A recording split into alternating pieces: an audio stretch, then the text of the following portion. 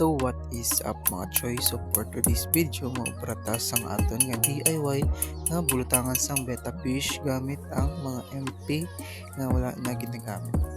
Kag sa dirigan nga part isog batadanay kag ipainit ang ibutang ta sa botilya kay para mabuka. Kag kung makita nyo hindi pa siya gani init, pero kay kapon mo mapasok kagid. Sulat-ulat ang tanadanay kag diri gikuha ko na gani kay daw pula na gid sa kag ready na gid nga makapasok. So sa diri gidok-dok ko dyanay kag para matansyag ta kung uli kataason. The gargle is na ready to sugnod nun eh. Ang kanina batian nyo na buka.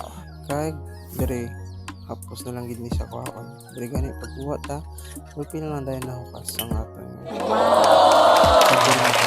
Danay sagi baid kay para hindi sakit kag hindi man sa makapila sa mga sa gamiton para ng finished product, diba? Hindi kay kung makita nyo hindi siya tupong pero goods na sa importante may butangan ta sang atong beta kag makatipid ta sang atong nga work.